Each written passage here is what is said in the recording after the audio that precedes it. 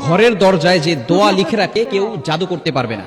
আমাদের সমাজে কিছু মানুষ আছে যারা বিভিন্ন সময় আমাদের কাছের মানুষ যারা আছে তাদেরকে ব্ল্যাক ম্যাজিক করে থাকে, জাদুটোনা করে থাকে, কুফুরি কালাম করে থাকে এবং বদনজর এটাও কিন্তু সত্য। নবী সাল্লাল্লাহু আলাইহি ওয়াসাল্লাম নিজে জানিয়ে দিয়েছেন আল আইনু হাক্কুন, বদনজর এটা সত্য।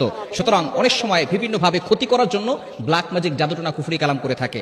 বিশেষ করে এগুলো কয়েকটি কারণের জন্য করে। এক নাম্বার হচ্ছে হিংসার কারণে করে, যাতে করে আপনি আপনার লাইফে ডেভেলপ করতে না পারেন, উন্নতি করতে না পারেন। দ্বিতীয় নাম্বার হচ্ছে শত্রুতার কারণে করে, আপনার সাথে দুশ্মনী হয়েছে, কোনো কথা কাটাকাটি হয়েছে, বাস আপনাকে ক্ষতি করবে, বিভিন্নভাবে আপনাকে অসুস্থ করে ফেলবে, যাতে করে আপনি আপনার লাইফে ডেভেলপ করতে না পারেন, উন্নতি করতে না পারেন। এবং বিশেষ করে অনেক সময় দুশ্মনী করে, শত্রুতামি করে এই ধরনের কাজ করে। এই জন্য আমাদেরকে অনেক সময় সতর্ক থাকতে হবে। কি কি লক্ষণ দেখলে বুঝবেন যে আপনার উপরে ব্ল্যাক ম্যাজিক করা হয়েছে, এটা একটু বলে দেই, তারপরে আমি সেই আমলগুলোর কথা বলে দিব। এক নাম্বার হচ্ছে স্বামী স্ত্রীর ভিতরে ঝগড়া লেগে থাকে। দেখবেন স্বামী স্ত্রীকে দেখতে পারে না, স্ত্রী স্বামীকে দেখতে পারে না, অলওয়েজ ঝগড়া লেগেই থাকে, একজন আরেকজনের কথা সহ্য হয় না, সন্তান পিতামাতার কথা শুনতে পারে না, পিতামাতার কথা সন্তান শুনতে পারে না, বিভিন্ন ধরনের অসহ্য ফিল হওয়া এবং বিভিন্ন সময় অসুস্থ হয়ে থাকা। দুই নাম্বার হচ্ছে একের পর এক অসুস্থতা আছে, একবার মা অসুস্থ হয়ে যায়, একবার বাবা অসুস্থ হয়ে যায়, আর মার সবসময় অসুস্থতা লেগেই থাকে। কারণ তারা টার্গেট করে ঘরের ভিতরে যে মহিলা আছেন তাকে যদি অসুস্থ করে ফেলা যায় তাহলেই কিন্তু ওই সংসারের ভিতরে আর উন্নতি করা সম্ভব নয়। কেননা ঘরটাকে সুন্দর করে সাজিয়ে গুছিয়ে নারীরাই রাখে। সুতরাং অসুস্থতার প্রবণতা যদি বেড়ে যায় এবং বিশেষ করে মাথা ব্যথা করা এবং ঘরের ভিতরে ভালো লাগে না, কোনো কিছু করতে ভালো লাগে না, ইবাদতে মজা আসে না এবং কারোর সাথে কথা বলতে ভালো লাগে না, মেজাজ খিটখিটে হয়ে যায়, এই ধরনের আলামত যদি আপনি দেখেন তাহলে মনে করবেন যে আপনার ঘরের ভিতরে কেউ হয়তো ব্ল্যাক ম্যাজিক করে, জাদুটোনা করে, কুফরি কালাম করে আপনাকে ক্ষতি করতে চাচ্ছে।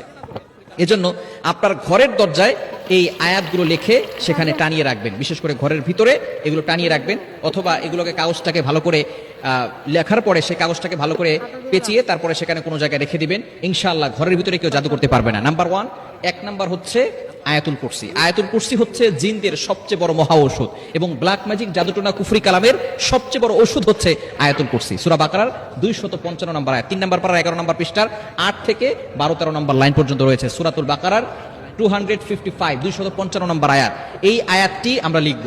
এবং সূরাতুল ফালাক এবং সূরাতুন নাস, এই সূরা ফালাক এবং সূরা নাস এমন সময় নাজিল হয়েছিল নবীজি সাল্লাল্লাহু আলাইহি ওয়াসাল্লামের উপর ব্ল্যাক ম্যাজিক, জাদুটোনা করা হয়েছিল।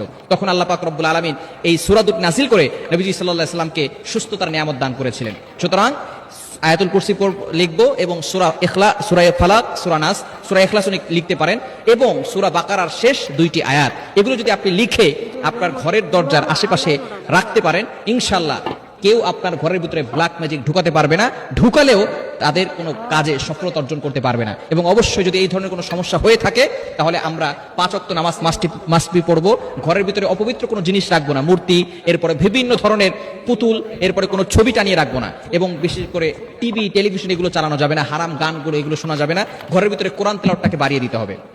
বিশেষ করে ফজর নামাজের পরে সূরা ইয়াসিন, মাগরিবের নামাজের পরে সূরা ওয়াকিয়া এবং সূরা বাকারার 1 থেকে 30 আয়াত পর্যন্ত